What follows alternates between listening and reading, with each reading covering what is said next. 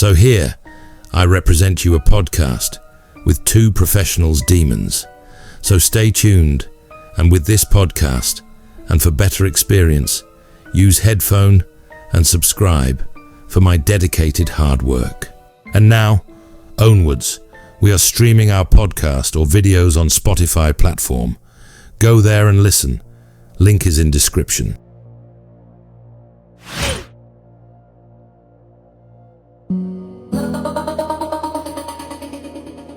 All right, so get ready, because we are diving into a story today that is guaranteed to make you think twice about ever setting foot in a cornfield again. You know, especially after this one. Oh, this is gonna be good. Yeah, one of our listeners sent in this really chilling firsthand account of a childhood experience. Okay. That starts out innocent enough, but quickly takes a turn. I like it already. Yeah, and here's the kicker.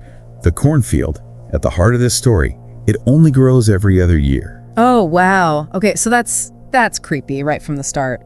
Like it's building up to something. You know what I mean? Yeah, exactly. Yeah. It's almost like the land itself is like holding its breath. Oh, right? yeah. Waiting for the right moment to just exhale something truly horrifying. Yeah. And trust me, this story delivers disappearances, strange behavior, a mysterious bone, and an ending that will just leave you chilled. I am ready. But before we get to the nightmare, let's start with the narrator's kind of idyllic summer days in this unusual cornfield. Yeah, I gotta set the stage, you know? Like, Right. what's the baseline? Exactly, gotta know what normal is. Yeah, normal. Right. So he and his friends, they saw the cornfield as their escape, Right. their world of imagination. It wasn't just a place. It was like, you know, woven into their childhood. Right. That makes sense. So they spent hours there playing games, you know, creating stories. It was their own little world. Yeah, like a little Narnia. Right. And then the year the corn wasn't planted, it was almost like a collective disappointment. You know, like it set up this sense of anticipation, almost a longing for its return. Makes sense. I mean, if it's part of your world and then it's not there, you're gonna notice. Totally. You're gonna miss it. Yeah. And when it does return, there's a palpable shift in the atmosphere. One of the friends, Dorian, becomes fixated on a bone that he finds in the field. And he's not just curious about it. He describes it as delicious. Delicious. Okay, that's not good. I mean, who says that about a bone? Right. Unless, you know, they're a dog. But like even then. Yeah. This is not a good sign. And then there's the detail of Dorian appearing in the field when he was supposed to be somewhere else. And that late night visit outside the narrator's window. Ooh. Chilling. Yeah, I'm getting goosebumps. This is getting creepy. Yeah. Like it's like the story's playing with our sense of reality, right? Blurring those lines between what's normal and what's just deeply unsettling. Yeah, like the uncanny valley, but for behavior. Yeah, exactly. And these subtle shifts in Dorian's behavior is like cracks in the foundation of their childhood world, right? Right. Little hints that something sinister is seeping in. I like that. Yeah. So the narrator and his friends, they decide to have a nighttime adventure in the cornfield. Of course they do. But Dorian acts like nothing strange has happened. No. You know, denying these previous events. That's spooky. It makes you question everything, right? Like, who can you trust? Who's really in control? Exactly. And the different reactions of the other friends, Ben's annoyance, Corbin's skepticism, the narrator's growing fear, you know, it highlights how this encroaching darkness, this weirdness is affecting each of them differently. Yeah. And that's what's so interesting, you know, like they're all experiencing this, but it's hitting them in different ways. Some are annoyed, some are scared. Right. And then they decide to play hide and seek. Oh no. In a cornfield. Yeah. At night. What could possibly go wrong? Oh man. This is classic horror movie trope. You know, pushing the boundaries, tempting fate. Totally. Yeah.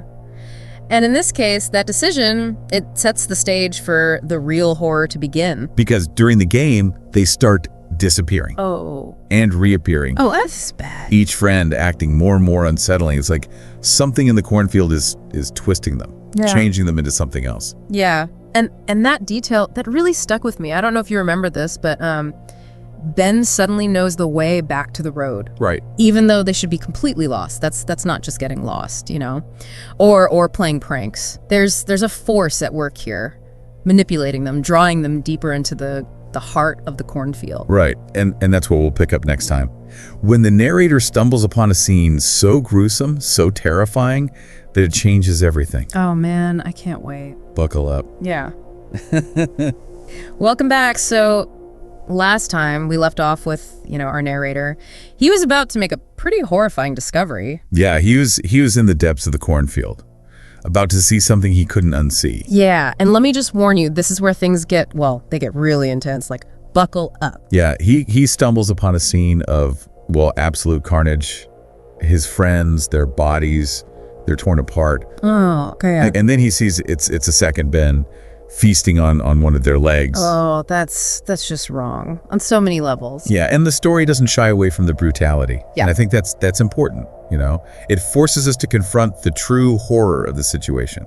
Yeah, you can't sugarcoat this stuff. Right. It shatters that illusion of safety. Yeah. Of childhood innocence. For sure. It's pure nightmare fuel. Yeah. And then this thing wearing Ben's form, it invites the narrator to share in the meal. Oh, no. It's not just an act of violence. Right. It's like an invitation to join the darkness. Right, to become a part of something monstrous. Exactly. And that's where the psychological horror really kicks in. It's not just about physical survival. It's about the potential for corruption, for losing your humanity. Yeah. And the creature, it doesn't just stay in Ben's form. It transforms into something truly grotesque. Okay, so we're not dealing with a simple possession here. This is something else. Right. Something beyond comprehension, something rooted in a darkness that it defies explanation. Yeah. And that transformation scene, I think that's key because it elevates the story beyond like a simple slasher. This isn't just a human killer. This is a force of nature. Right. A manifestation of the cornfield's dark power. Exactly. So thankfully, our narrator, he managed to escape. And eventually he leads the police back to the cornfield. But here's another chilling detail. They find the body of the farm owner, Mr. Beasley, among the victims. Mr. Beasley. So now we've got to ask, right? Was he another victim, or was he somehow complicit? Right. I mean, did he know about the danger lurking in his field? It's almost like the story is daring us to question everything we thought we knew. Yeah. And then there's that line from the police officer. He says, "You're lucky to be alive." Lucky to be alive. It suggests that something or someone chose to spare the narrator. But why? For what purpose? Right. I mean, that's a question that just hangs over the entire story. It's like, what was the creature's motive? Why target these children? Right. And why leave one alive to tell the tale? And as if all that wasn't disturbing enough, there's one final encounter that cements this story as a true nightmare. Years later, the narrator, he drives past the abandoned land, and guess what? The cornfield is back. No way! Fully grown, despite no one tending it. Oh, that's not right. No. That's just not right. Like it's like a weed that keeps coming back. Yeah, and standing at the edge of the cornfield, just waving, is Dorian.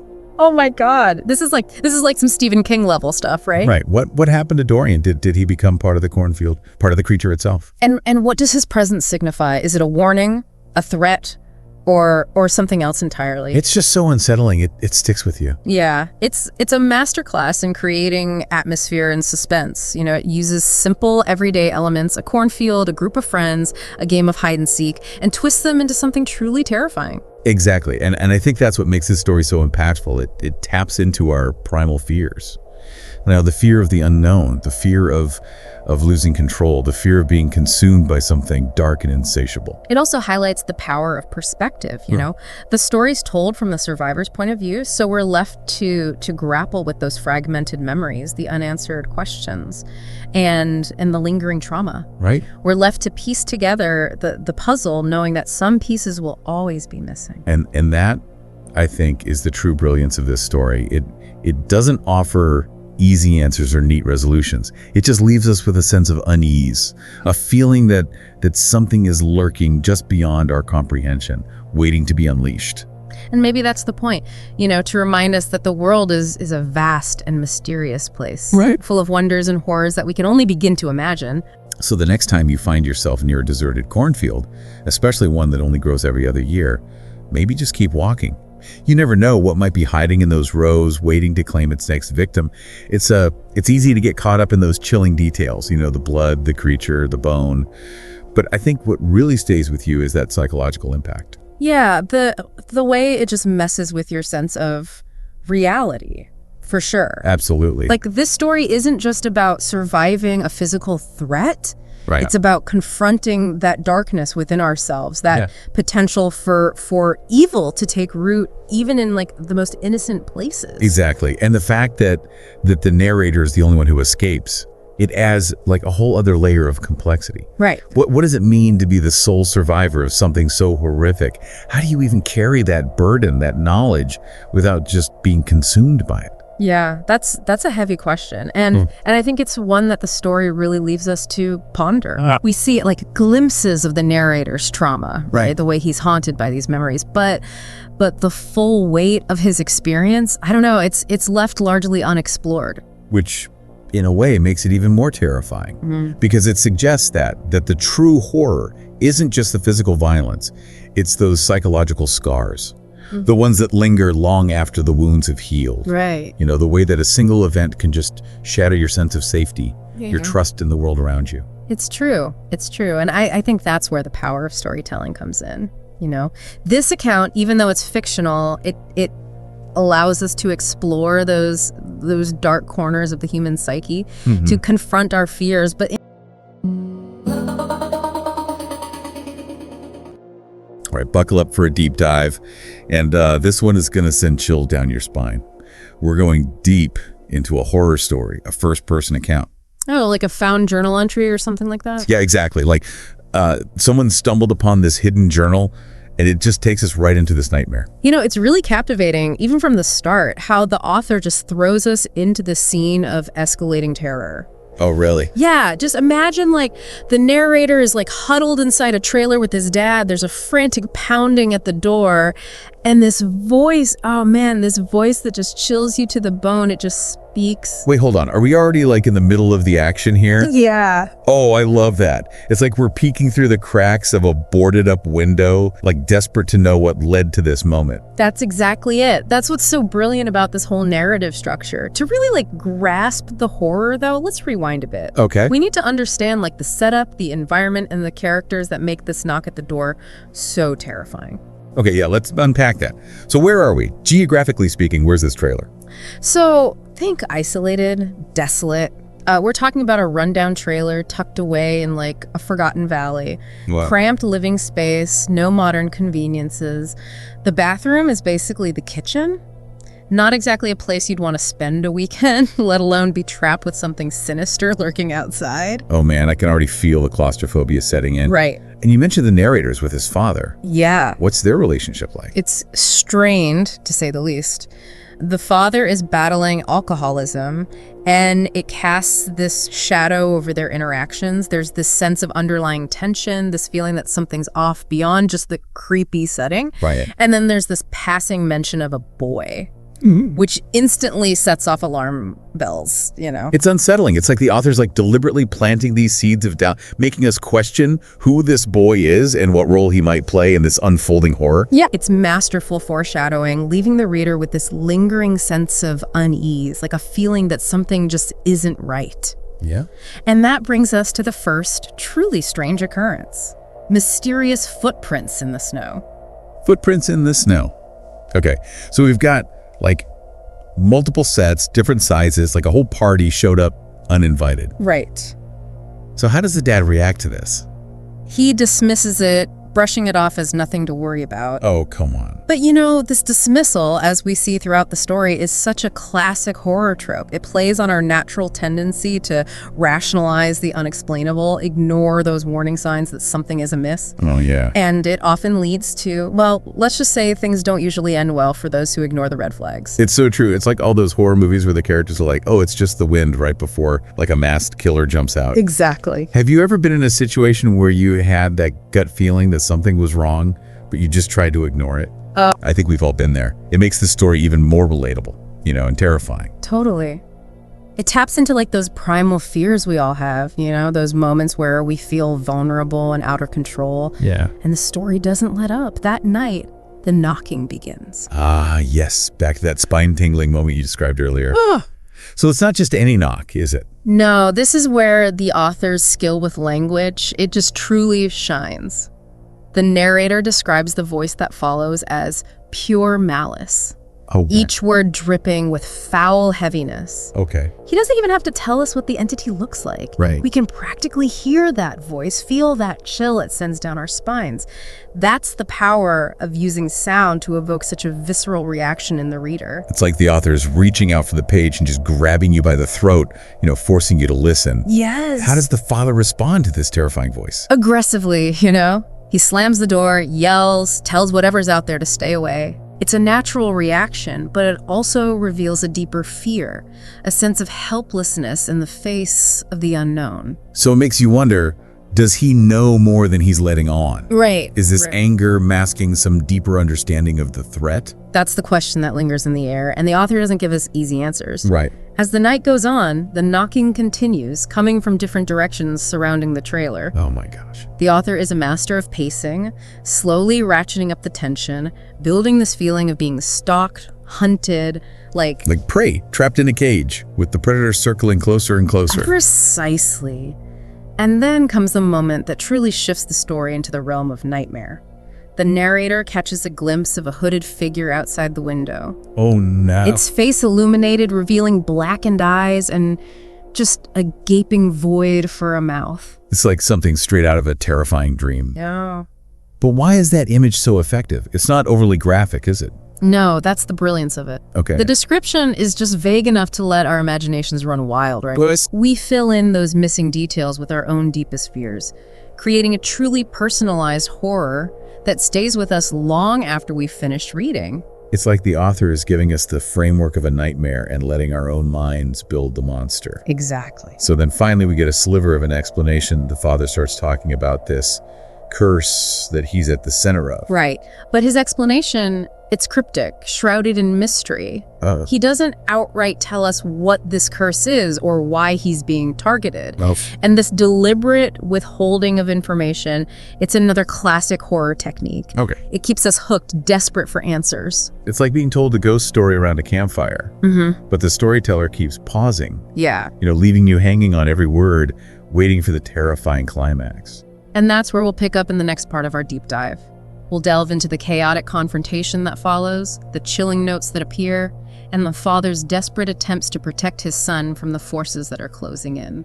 Welcome back to our deep dive into this heart-stopping horror story. So, before we left off, the father had just started hinting at this curse, leaving us with more questions than answers. Right, and we're left wondering, what's the origin of this curse? Yeah. What exactly are these entities that seem to be hunting the father? Yeah. And most importantly, what does it mean for the narrator who is caught in the middle of this terrifying mystery? Right. So it's in this unsettling quiet after that first encounter that we get a glimpse into the father's past. Okay. And he reveals that these entities are like embodiments of death, like hunters of human souls. Hunters of human souls. Yeah, imagine the Grim Reaper, but not as a solitary figure, Right. more like a pack of relentless predators. That's a chilling image. So it's not just death as a natural end, but death personified, actively seeking them out. Yeah. No wonder the father's been constantly moving, running. It's like trying to outrun your own shadow. Exactly. And this constant movement, it adds to the story's overall feeling of unease, right? Yeah. There's no safe haven. There's no place to truly escape. The threat is always lurking, just out of sight. It's like that saying, you can run, but you can't hide. It's exactly. But running can only last so long, right? Right. They eventually have to go back to the trailer. Yes. To gather their belongings. And this is where the story takes an even darker turn. Oh no. The description of the ravaged trailer, oh man, it's like something out of a nightmare. Imagine walking into your home only to find it completely torn apart, your room vanished without a trace. Vanished? Yeah, as if some monstrous force just ripped through the very fabric of reality. So it's a visual representation of the power these entities hold. Exactly. They're saying, we can reach you anywhere, anytime. Did you catch that detail about the narrator's entire room being gone? It's as if the entities are specifically targeting him, trying to isolate him even further from his father. That's a great observation, yeah. Yeah. And amidst the wreckage, they find another chilling message, a note scrawled in blood. Oh, God. And this isn't a subtle warning anymore. Right. It's a direct threat, a declaration of intent. It just says, the nightly reaping must be performed. The nightly reaping must be performed. It's chillingly straightforward, devoid of any emotion, just cold, hard certainty. It's like a death sentence delivered with chilling indifference. And those words, the nightly reaping, are so loaded with dread. Yeah. They suggest like a ritualistic, cyclical nature to this horror, like something ancient and unstoppable. Absolutely. And it reinforces that whole theme of inevitability that we discussed earlier, right? Yeah. No matter what they do, this reaping will take place. Oh, man. The question becomes, who will be the victim? It's like a ticking clock counting down to this horrifying climax. Right. And the story doesn't let us forget that we get that flash forward to the father's final text message, confirming that the entities have returned. Right. But it leaves so much unanswered about what happened in those intervening years. The author is really playing with time here, jumping back and forth, which keeps us constantly off balance, never quite sure what to expect next. Right. It's disorienting, just like being caught in a nightmare. Yeah. It's masterful. We're piecing together this puzzle alongside the narrator, but with like crucial pieces missing. Yeah. And just when we think we're getting close to understanding, the rug gets pulled out from under us. And that brings us to the heart of the story, the father's final text message. Right. Remember, it's not just a warning. It's a message filled with resignation, love, acceptance. Okay. He knows he can't outrun this nightly reaping forever. Right. And there's this underlying sense that he's ready to face it, even if it means sacrificing himself. You know that line, the nightly reaping must be performed, hits differently after reading the entire story. Right. It's almost like he's come to terms with his role in this terrifying ritual. Yeah. Makes you wonder if there's an element of guilt there, maybe even a sense of relief that it might finally be over. Yeah. Even if it means his own demise. That's a profound insight, yeah. It adds a layer of complexity to the father's character, you know? Okay. He's not just a victim trying to survive. He's a man wrestling with this dark legacy and ultimately choosing to protect his son, even if it costs him everything. And just when we think we're starting to grasp the emotional weight of that sacrifice, Yeah. the author throws in that final gut punch. Oh, yeah. The message is 2 days old. 2 days old. We're left to imagine what happened in those missing 48 hours. Right. Did the father survive? Yeah. What fate awaited him at the hands of these entities? The author doesn't give us easy answers. It's a masterclass in psychological horror. Right. Leaving the most horrifying details to our imagination. It's like the story is still unfolding even after the last sentence. Yeah. We're left with this lingering dread, haunted by the possibilities. Absolutely. And that's what truly great horror does, right? It stays with you long after you finish reading, seeping into your dreams, making you question the shadows in your own life. Absolutely. You know, this story isn't just about jump scares or gore. Okay. It's about confronting our deepest fears, you know, about the fragility of life and that terrifying power of the unknown. It's a testament to the power of storytelling itself. Yeah. How a well-crafted narrative can transport us to another world, make us feel this whole range of emotions, and leave us with more questions than answers. Right. But before we get too lost in the darkness, let's take a step back and consider what makes this particular story so effective. Why does it resonate so deeply? Yeah, that's a great question. And it's one we'll explore further in the final part of our deep dive. Okay. We'll dissect the author's masterful use of language, the chilling imagery, and that strategic withholding of information that leaves us craving more, even as we're terrified to turn the page. Yeah. Like the author just drops the microphone in the middle of a ghost story Right. and walks away, leaving us to shiver in the silence.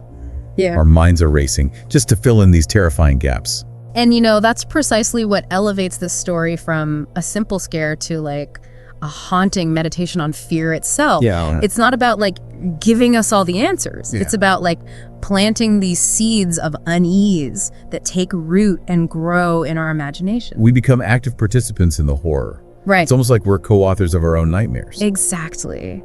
And when we think about why this story resonates so deeply, it's partly because it taps into our own primal anxieties, you know, about the unknown. Right. The author gives us just enough information to pique our curiosity, but not enough to quell that rising tide of dread. It's like peering into a dark basement, you know, Yeah. knowing something might be lurking down there, Yeah. but not wanting to turn on the light and confirm your suspicions. Exactly. It's the unseen, the imagined, that often holds the most power. Oh, yeah. And this story is a masterclass in using implication and suggestion to amplify the horror. Okay. Think about the way the author describes the entities. Never a clear picture, just glimpses, whispers, and a sense of overwhelming dread. And those chilling notes scrawled in blood, Yeah. adding to the feeling that these entities are not just powerful, but deliberate, almost ritualistic in their actions. It's like they're playing a game with the father and son, Yeah. drawing them deeper into this nightmare they can't escape. Right. And the language the author uses is so visceral. Oh, yeah. Pure malice, foul heaviness, Yeah. It's almost like we can smell the decay, feel that icy grip of fear just closing around us. I'm starting to understand why people are drawn to horror stories. Yeah. It's not just about the thrill of being scared. It's about exploring that dark side of our own imaginations, testing the limits of what we can handle. I think that's a big part of it. Horror allows us to confront our fears in a safe environment. Right. We get to experience like that adrenaline rush, the fight or flight response, Okay. without actually being in any real danger. Right. It's a way to process those anxieties we all have about death, the unknown, the things that go bump in the night. It's like a controlled experiment in fear. It's Exactly. a way to build up our emotional resilience. Yeah. And this particular story, with its focus on that father-son relationship, also taps into a very primal fear. Okay. The fear of losing someone we love, and the fear of being powerless to protect them from harm. Right. And that ending with that 2-day-old text message, Yeah. it just amplifies that sense of helplessness. Yeah. We're left wondering not only about the father's fate, but the narrator's future. Yeah. Is he forever cursed? Right. Will he be forced to face the same fate as his father? Those unanswered questions are what keep the story alive in our minds long after we finish reading, Right. We're left grappling with those implications, pondering the nature of fate, free will, and the sacrifices we make for those we love. It's a lot to unpack, that's for sure. Yeah. But I think that's the mark of a truly great horror story. It lingers, it provokes, it makes us question not just the monsters in the shadows, but those shadows within ourselves. Well said. And this deep dive has been a fascinating exploration of those shadows. We delved into that chilling narrative, analyzed the author's masterful use of language and suspense, Yeah. and we confronted our own fears along the way. It's been a wild ride, hasn't it? But before we close the book on this terrifying tale, I want to leave our listeners with a final thought. Okay. We've spent this episode dissecting the elements of horror, but the question remains, what stories keep you up at night? Yeah. What tales have burrowed into your subconscious, leaving you with this lingering sense of unease? Think about those stories, the books, the movies, maybe even personal experiences that have truly haunted you. Okay. What is it about them that resonates so deeply? What fears do they awaken? And what do they reveal about your own relationship with the unknown? Because ultimately, the best horror stories are more than just entertainment. They're mirrors reflecting our deepest fears, our anxieties about the world, and those shadows that lurk within us all. So keep exploring, keep questioning, and remember, sometimes the most terrifying monsters are the ones we create in our own minds.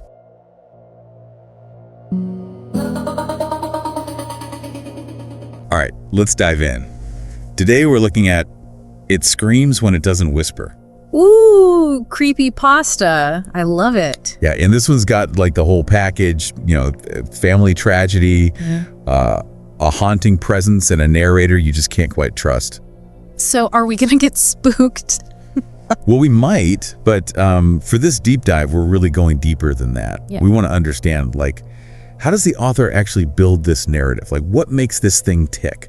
That's smart, because when we break down all those mechanics of how a story is written, we can appreciate it even more. And we can see how they're playing with our emotions. Exactly. So let's start with the narrator, Julian. Okay. He's like our guide through this crazy world. Yeah. But right away, something's off. Yeah. What's that? His memories of his sister Holly's death, they're all broken up. Oh, I see. Almost like a shattered mirror. Wow. And so as a reader, that throws you off immediately. Yeah. Because you're stepping onto unstable ground. Yeah. You don't know if you can trust him. Right. So is his memory messed up from the trauma? Or is he hiding something? Oh, that's a good point. And then you've got the grandma's side of the story, which totally contradicts how Julian remembers Holly's death. So that throws even more suspicion on Julian. It does. And it also, brings up the possibility that maybe there's something supernatural going on. Like the grandma talks about. Exactly. That's what I'm talking about. It plants a seed of doubt in your mind, and then it just grows. So the author's playing with us. Totally. Giving you just enough, but holding back enough to keep you hooked. Like breadcrumbs. Yeah, exactly. And speaking of being on edge, all those whispers in the story really get to you. Oh yeah, the whispers. They just make you feel so uneasy. It's like, you know that feeling when someone's whispering, you're like, what are they talking about? Yeah. Whispers just naturally unsettle people. They imply secrecy, hidden truths, something lurking. And the author just nails it with the atmosphere, Yeah. both for Julian and for us reading it. It's like the author knows how to tap into those primal fears. Yeah, like the fear of the unknown. Yeah. We don't like what we can't see or understand. Totally. And whispers are like the perfect example of that. And they're not just random, right? They're like strategically placed. Oh, for sure. Yeah. It's all about building tension and foreshadowing. Foreshadowing what's to come. Yeah, remember when Julian hears his mother whispering? Oh yeah, about him and Holly and something evil. That was creepy, right? Chills. Yeah. Like, is she talking to this evil thing? Or is it controlling her? Exactly. You just don't know. And that's what I love. It's so ambiguous. Yeah, like you question the mother's sanity. Totally. Is it real or is it supernatural manipulation? You can't tell. It's all blurred. That's right. And then you have all that symbolism, which adds another layer. Yeah, like the gardens and tigers and sunflowers and rainbows. They seem innocent at first, Yeah, they do. but then they get all twisted as the story goes on. It's like saying even the most beautiful things can be corrupted. Or they have darkness hidden beneath. And that's a messed up thought. It is, but it's so effective. Yeah, it's not random. They're all picked for a reason, right? Oh yeah, they reflect what's going on with Julian in his head. And like how much power that it has. Exactly. So take the garden, for instance. Okay, yeah. It starts as this happy place, childhood memories. Yeah, then Holly dies. Right. And the garden gets overgrown, neglected. It's like Julian. Right. It's a visual representation of his emotions. A once beautiful place. Yeah. Now full of darkness. Yeah. And it's not just the garden. No. What else? The tigers, the sunflowers, the rainbows, things that remind you of Holly. And her innocence. Exactly. They become twisted reminders that she's gone. Like those happy memories are poisoned. That's a good way to put it. And then there's Holly's ghost. Okay, let's talk about that. She is described in such a terrifying way. It's not just some vague ghost. No, the author gives you all these details. Vivid, visceral details. Yeah, it makes her truly scary. Now, what makes it even worse is that it uses Holly's image. Her voice, her memories, to manipulate Julian, It's like playing him like a fiddle, playing on his guilt, his insecurities. driving him further into despair. It's like his worst nightmare. Yeah, his sister, twisted into a monster. And that's one of the scariest things. Taking something good and making it horrifying. Exactly. And that's where the psychological horror really gets you. Yeah, it's not just about what's out there, but what's inside you. Right. That it might be supernatural, but it also represents Julian's dark side. So it's like a double horror story. Exactly. You've got the external spooky stuff, And in this internal battle, Julian's fighting. and they're both feeding off each other. Yeah, that's disturbing. And that's why this story works so well. It blurs the lines between what's real and what's in your head. You never really know what's happened. And that keeps you guessing. And that's what brings us to the climax. Oh yeah, the showdown in the storage room, This is where he finally sees it. face to face. Yeah, and he learns what it really is. But even then, there's ambiguity. Ambiguity. What do you mean? Well, we expect a clear resolution. Yeah, good triumphs over evil. Exactly. But instead, it's all mixed up. Mixed up how? Well, Julian seems to get rid of it, but is it really gone? Or is it waiting to come back? It's like you're never safe. Exactly. And then Yeah. there's the mother. Okay, what about her? Well, at first she's cold and distant. Like she's part of the problem. Right. But then suddenly she's all loving and supportive. That's a huge change. It is. It makes you wonder, is it real?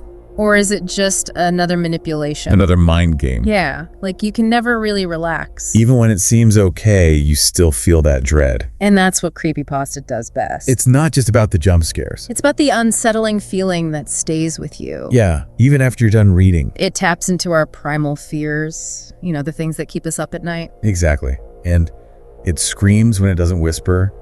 It's so good at that. With the unreliable narrator, the Yeah. chilling atmosphere. And all that symbolism that twists things we know into something terrifying. Yeah. Exactly. We talked about how the author uses everyday objects like gardens and toys. To represent those darker themes. But the setting itself also plays a big part, don't you think? I agree. The setting in horror is never just a backdrop. It becomes a character, right? It does. It shapes the mood. And reflects how the main character is feeling. And in this story, the setting is often claustrophobic, decaying. Like that overgrown garden, the dusty attic, that creepy storage room. And those spaces are like mirrors to Julian's inner turmoil. Yeah, that feeling of being trapped by guilt and grief. And the storage room itself is super important. It's where he played with Holly, right? Yeah. Filled with happy memories, But it's also where he faces it. where his past and present collide. That's heavy stuff. It is. It's Yeah. like, it is using those happy memories against him. And how the author describes it, it's just so vivid and unsettling. Dimly lit, shadows everywhere. You can feel the claustrophobia, Perfect setting for psychological horror. where reality and nightmares blend together. And it's not just what you see. It's the sounds too, right? Exactly. Those constant whispers, scratching noises in the attic. And that silence when he first meets it, It's terrifying. like you're right there with him. Yeah, experiencing it firsthand. And the pacing of the story is interesting too. How so? Starts slow, introducing us to Julian and his life. Yeah, you get comfortable, But then the tension builds, the pace picks up. and then bam! You get those moments of pure horror. It's like a roller coaster. Exactly. You think it's over, but then there's another twist. At least you question everything. And speaking of questioning, I think the story really explores guilt and trauma, Yeah, Julian is haunted by Holly's death. and it feeds on that. Manipulating him, making his pain worse. It's like the story is saying our unresolved traumas can become monsters themselves. That's deep. Like, even if there's no ghost, You're still left with how guilt and grief mess with your mind.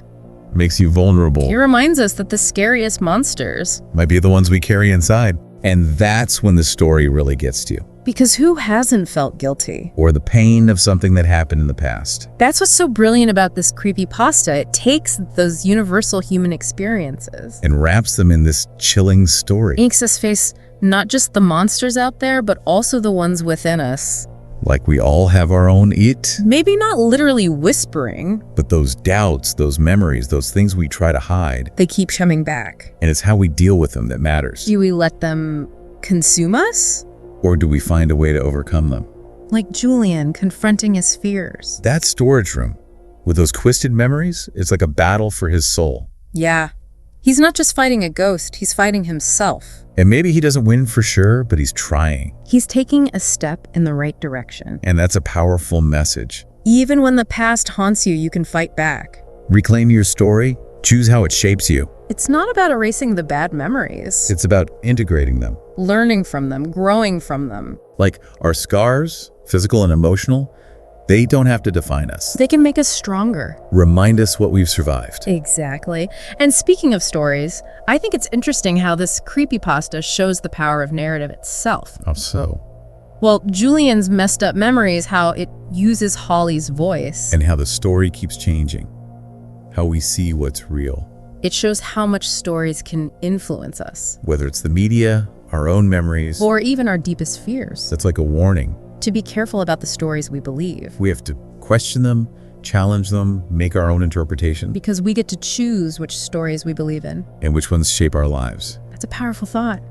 So as we finish up this look at It Screams When It Doesn't Whisper, I want to leave you with this. What is it? What stories are you telling yourself? Oh, that's a good one. Which whispers are you listening to? And most importantly, how are those stories shaping your reality? Because sometimes the scariest monsters, Aren't out there. but in our minds, Thanks for joining us on this creepy and thought-provoking deep dive. it was fun. Until next time, sleep tight and don't let the whispers win. Ooh, I like that. I might steal that one. Go for it. See ya. Bye. Yeah, it's like the entity knows exactly what will get to Julian. Like which buttons to push to make him go crazy. Right. Using his memories against him. So we have this external spooky thing, But also this internal struggle. and they feed off each other. Exactly. That's what makes it so effective. It's like, is it real or is it in his head? You never know for sure. And that keeps you hooked. Which brings us to the climax. Oh yeah, the storage room scene. This is where he finally faces the it. And we learn what it really is. But even then, it's not so clear-cut. That's right. We expect a big showdown. Like good versus evil. Yeah, but instead we get this weird mix of hope and doubt. How so? Well, Julian seems to win. He banishes the it. Yeah, but is it really gone? Or is it just hiding? Oh, like waiting to come back. Exactly. And then you have the mother. What about her? She does a complete 180. At first, she's cold and distant. Almost like she's working with it. But then, at the end, she's comforting and supportive. It's jarring. Makes you question everything. Is she being genuine? Or is this another trick? Exactly. It's like you can never let your guard down. Even when things seem okay, there's this lingering sense of dread. And that's what creepypasta is all about. It gets under your skin and stays with you. Totally. It's not just about jump scares. It's about that unsettling atmosphere. That feeling that something isn't quite right. And it screams when it doesn't whisper. Nails that feeling. It does, through the unreliable narrator, the creepy atmosphere, the symbolism. Yeah, and speaking of symbolism, We talked about the everyday objects. the gardens, the toys, representing something darker. But I think the setting itself is symbolic too. In what way? Well, the setting is often claustrophobic and decaying. Like the garden, the attic, the storage room. Yeah. Those spaces reflect Julian's inner turmoil. Like he's trapped by his guilt and grief. Exactly. And the storage room is particularly interesting. It's where he used to play with Holly. A place full of happy memories. But it's also where he confronts the it. His past and present colliding in a scary way. That's a powerful contrast. It is. It's like the entity is twisting those memories. Using them against Julian. And the author describes it so vividly. Dimly lit, shadows everywhere. Creating this feeling of claustrophobia. Like you can't escape. It's the perfect setting for a psychological horror story. Where you can't tell what's real and what's not. And it's not just the visuals. No. What else? The author uses sound too. Like the whispers? Yes. The scratching noises in the attic, the chilling silence. It all adds to the tension. And makes the story even more immersive. Like you're right there with Julian. Experiencing everything he is. And the pacing is really interesting too. How so? Well, it starts off slow, Yeah, we get to know Julian and his world. but then it gradually builds up, The tension increases, the pace quickens. leading to those moments of pure horror. It's like a roller coaster. Starts slow and then throws you for a loop. Exactly. And just when you think it's over, There's another twist. leaving you completely unsettled. Makes you question everything you thought you knew. And I think one of the most important things this story does is explore guilt and trauma. You mean how Julian is haunted by Holly's death? Exactly. And that it seems to feed off that. It manipulates him, makes his pain worse. It's like the story is saying that unresolved trauma can become a monster itself. Wow, that's deep. Uh, Like even without a ghost. You're still left with the idea of how guilt and grief can warp your mind. Makes you vulnerable to manipulation. It reminds us that the most terrifying monsters might not be out there. But inside us. Exactly. Yeah, it's those moments of internal struggle that really get to you as a reader. Because we've all been there, right? Feeling guilty or carrying the weight of something bad that happened. And that's what this story does so well. It takes these things that we all experience. And turns them into this creepy supernatural tale. It makes us face those inner demons. Just like we all have our own personal it, you know. Maybe not literal monster whispering to us. But those doubts, those memories we try to bury. They always find a way to come back. And the question is, how do we handle them? Do we let them control us? Or do we fight back? Like Julian, he finally confronts his fears. That storage room scene, with all those twisted memories. It's like a battle for his sanity. He's not just fighting a ghost, but also himself. And maybe he doesn't completely win, but he's trying. He's taking a step towards healing. And that's a powerful message. Even when the past haunts us, we can fight back. We can choose how it shapes us. It's not about erasing the bad memories. It's about learning from them. Letting them make us stronger. Like our scars, they don't have to define us. They can show our strength, our resilience. You know, this creepypasta also makes you think about the power of stories. How so? Well, think about Julian's messed up memories. And how the it uses Holly's voice to manipulate him. The whole story keeps changing how we see reality. It shows how easily stories can influence us. Whether it's the news, our own memories, or even our fears. It's a reminder to be critical of the stories we hear. And the ones we tell ourselves. We have to question them, challenge them, find our own meaning. Because we get to choose which stories shape our lives. That's a really important point. So as we wrap up this look at It Screams When It Doesn't Whisper, I want to leave you with this. What are the stories you're telling yourself? What are the whispers you're choosing to listen to? And how are those stories shaping your reality?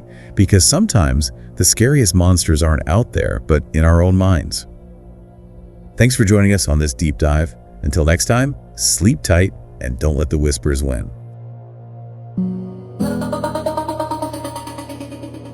All right, buckle up for a deep dive, this time into the world of creepypasta. Ooh, fun. Yeah, we're looking at a story called The Doctor. Have you ever read any creepypasta before? I have, actually. I've dipped my toe into that pool a few times, and it's always a wild ride. It is a little bit wild, right? Like these online horror stories that kind of spread around. Yeah, and sometimes they feel a little too real. Yes, exactly. And that's kind of what we're looking at here today, is why this particular creepypasta is so effective. Yeah. And kind of unpacking like the elements of the story. I think that's a great approach because there's a real art to crafting a good horror story, right? Total. And The Doctor really nails it in a lot of ways. So let's dissect it, shall we? Let's do it. So where should we start with this one? Well, right off the bat, the author sets the stage with a seasoned EMT sharing what sounds like family lore and personal experience. That's clever. It is. It immediately injects this dose of believability into the narrative, especially for those of us who maybe aren't familiar with the world of emergency services, you know. It's like if a jaded EMT who's seen it all finds this story creepy, it must be truly unsettling.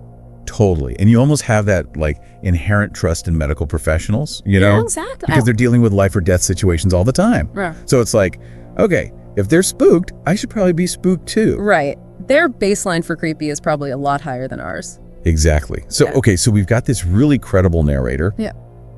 What else is going on here?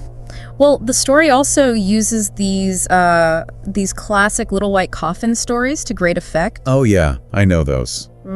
Like the ones we heard as kids meant to scare us into being good. Exactly, like the one about swallowing watermelon seeds and having a vine grow out of your stomach. Or like, don't go outside without a coat or you'll catch a cold. Yeah, exactly.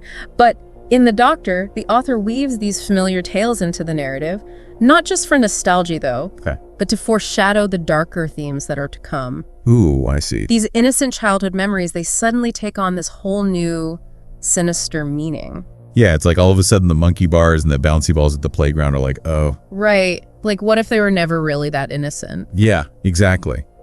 It's crazy how a story can twist something so familiar into something so unsettling. And that perfectly sets the stage for the main narrative. The abandoned mining hospital and the strange occurrences experienced by the narrator's mother. Oh yeah. Okay, so this is where I think the story really starts to get under your skin. The way the author describes the setting, the isolation, the darkness, the eerie silence, it's like you can actually feel the chills creeping in. Oh, absolutely. The author masterfully uses sensory details to build that atmosphere and heighten the suspense. You're right there with those paramedics feeling the tension in the air, waiting for something to happen. Right. But instead of hitting us with like an immediate jump scare, the author does something much cleverer. What's that? They build suspense through seemingly mundane events. Oh, interesting. Okay. Like the partner snoring the need for a makeshift shower in the sink, an overflowing garbage bag. These are all things that we can relate to. Yeah, it's like you said, that calm before the storm. You're almost lulled into this false sense of security by these relatable details. And then, bam. Right. Something truly unsettling happens. Exactly. That juxtaposition makes the paranormal stuff even more jarring. Does it? So, okay, then what happens? What's our first encounter with the supernatural? It's handled so brilliantly. No jump scares. Just this slow, creeping unease that intensifies with each repetition. You're talking about the water turning on by itself. Huh? Exactly. Such a simple act. Right. But in that context, Yeah. it becomes incredibly chilling. Oh, absolutely. I would have been out of there so fast. I think a lot of us would, honestly. But what's interesting is how the narrator tries to rationalize these events. You know, Yeah. maybe it was a faulty pipe, a draft. It's this mirroring of how we as listeners might react. Right. It draws us further into the experience. We're trying to make sense of the unexplainable right alongside the narrator. Yeah, it's like that internal shrug. The part of you that desperately wants a logical explanation, and the part that's like, nope, something's really wrong. Exactly.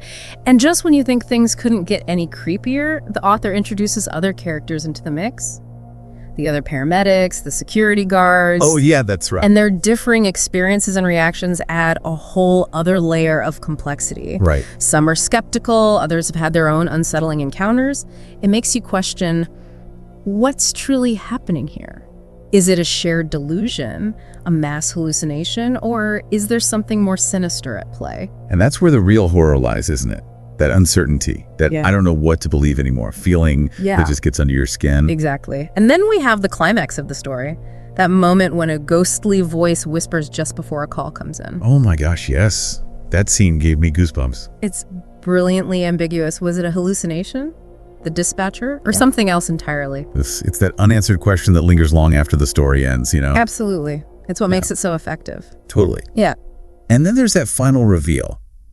The story of the doctor who never clocked out, as told by an outside source. Right. It's like this simple explanation, but it just adds this layer of unsettling legitimacy to the whole thing. It's as if the story is saying, this isn't just some made-up ghost story. This is rooted in something real. Right. And that's what makes it even creepier, because now it's like, okay, maybe this actually could happen. Exactly. It's not just a figment of someone's imagination. It's part of this larger, unsettling reality. Oh, that is creepy. It is, isn't it? Makes you think twice about those late-night shifts at the hospital, doesn't it? No kidding. I'm suddenly feeling very grateful for my 9 to 5. Me too, believe me. So we've got this really effective blend of classic ghost story elements and the realities of EMS work. Right. It's a potent combination. It is potent. Yeah. And I think the author also does a fantastic job of playing with our existing anxieties about hospitals. Oh, absolutely. I mean, think about it. Hospitals are already inherently creepy places, even without a ghost doctor roaming the halls.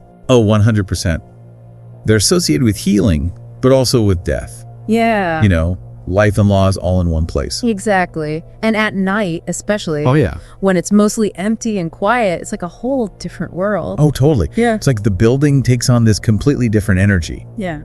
I can definitely see how that setting would just amplify the fear factor in this story. Oh, for sure. And the author really leans into that existing unease, right? Okay, how so? By using these really vivid sensory details to create this palpable atmosphere. The creaking of the old mining hospital, the echoing silence, the feeling of being watched. It's like you're right there with the paramedics experiencing that same heightened sense of awareness. Yeah, that feeling that something just isn't quite right. Exactly. And the way the story plays with light and darkness really adds to that feeling of dread, too. Totally. You've got that constant vigilance for intruders, flashlight beams cutting through the gloom. It's like danger could be lurking around every corner, just out of sight. It's very cinematic, isn't it? It reminds me of those classic film noir techniques, where light and shadow are used to create a sense of mystery and suspense. Oh yeah, I see that. The darkness becomes a character in itself, concealing secrets and obscuring the truth. And in The Doctor, that's exactly what's happening, right? Exactly. Light is both a source of comfort and a tool for revealing the unsettling truth. That's a good point. It's like in that scene where the narrator catches a glimpse of a figure in the mirror's reflection. Ooh, But it's obscured by condensation, shrouded in shadow. so creepy. It's terrifying. It just leaves so much to the imagination. Right, and that's where the true horror lies, isn't it? In what we can't fully see or comprehend. Our minds fill in the blanks, and that's often far scarier than anything the author could explicitly describe. I think that's so true with a lot of horror. Yeah. You know, whether it's books or movies or even these online stories, the less you see, the more your mind conjures up these terrifying possibilities. Absolutely. And speaking of things that are left to the imagination, notice how the story never fully describes the doctor himself. You're right, we don't really get a clear picture of him. We get these fleeting glimpses, these hints of his presence. But we never really know what he looks like or what his true intentions are. Which makes it even creepier. Right. Because we're left wondering, is he a benevolent spirit? Or is he something more sinister? Exactly. It plays on our fascination with the unknown, our inherent fear of what we can't fully understand. And it allows the reader to project their own fears and interpretations onto the figure of the doctor. He becomes this blank canvas for our anxieties about death, the afterlife, the unknown. That's such an interesting point. He could be seen as a guardian angel watching over the paramedics. Or he could be something more malevolent, trapped in his own personal purgatory. It really depends on how you interpret the story. And that ambiguity is one of the things that makes this story so effective. It doesn't give us easy answers. It just presents us with this unsettling scenario and lets us grapple with the possibilities. It's like a choose-your-own-adventure for your nightmares. Ah, I love that. But there's another element to the doctor's character that I find particularly fascinating. What's that? The fact that he's never portrayed as explicitly evil. Okay. He doesn't try to harm anyone. In fact, his actions could even be interpreted as helpful, you know? as if he's trying to protect the paramedics in his own way. Oh, that's true. He's not like the typical vengeful ghost that we see in a lot of horror stories. He's more, I don't know, unsettlingly persistent. Precisely. It's almost like he's a well-meaning but overly intrusive relative who just won't leave you alone. Okay, yeah. And this raises some really interesting questions about the nature of life after death. Like what? Do we continue our earthly duties? Can we still interact with the living? And if so, what are the boundaries? Man, those are big questions. Yeah. Like questions that humanity has been grappling with for centuries. Exactly. And the Doctor doesn't provide any easy answers. It simply presents us with this compelling scenario and allows our minds to wander down those dark, fascinating paths. It taps into our primal fears about the unknown, our fascination with the supernatural, and our desire for a good scare. It's like the story is saying, here's a glimpse into the mysteries of life and death. Now make of it what you will.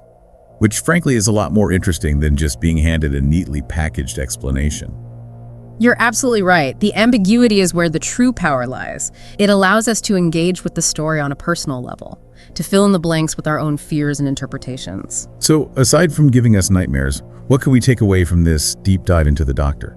Well, for one, it reminds us that fear and wonder often go hand in hand. Okay. A truly effective horror story doesn't just scare you, it makes you think, it makes you question, it makes you want to explore the shadowy corners of the human experience. And it also highlights the power of storytelling. Right? Absolutely. How a well-crafted narrative can transport us to other worlds, make us believe in the impossible, and leave us pondering those big questions long after we've finished reading or listening. Exactly. And speaking of big questions, let's not forget the underlying message about the dedication of those in emergency services. Oh, right. They work in these incredibly challenging and often unsettling environments, dealing with life and death situations on a regular basis.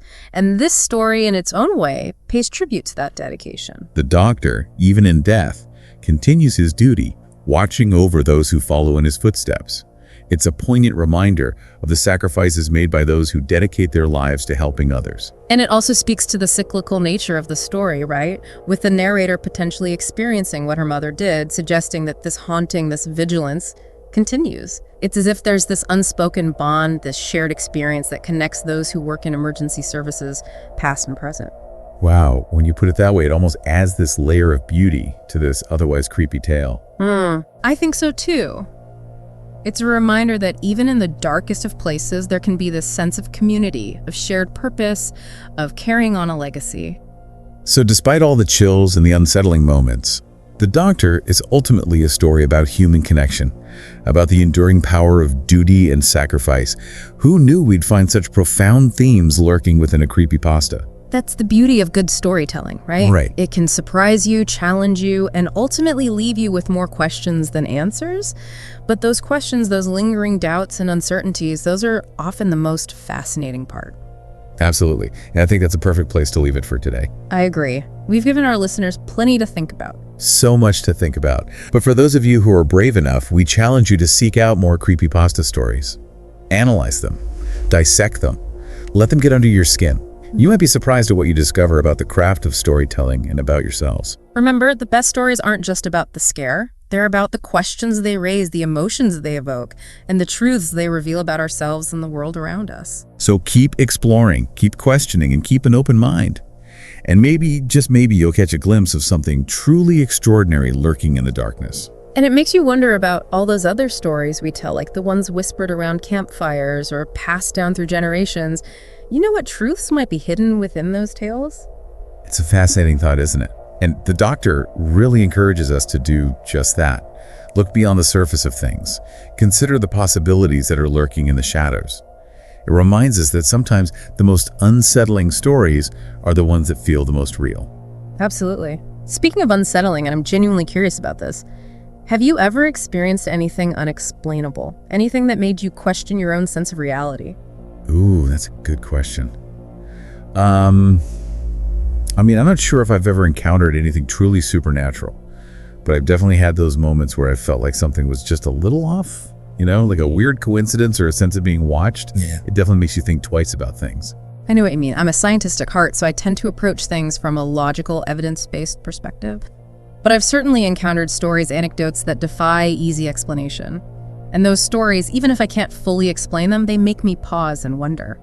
you know? Right. Perhaps there are forces at work that we don't fully understand, mysteries that science has yet to unravel. It is humbling, isn't it, to think that there might be things out there just beyond our grasp that challenge our understanding of the world. It is, and I think that sense of wonder of the unknown, it's something that we all crave, even if it's a little frightening at times. It's what draws us to stories like The Doctor, right? These stories that make us question our assumptions and confront the mysteries that lie just beyond our comprehension. Absolutely. Yeah. It's that blend of fear and fascination that keeps us coming back for more, even if it means sleeping with the lights on for a few nights. Well, hopefully our listeners will still get a good night's sleep, but I do hope this deep dive has encouraged them to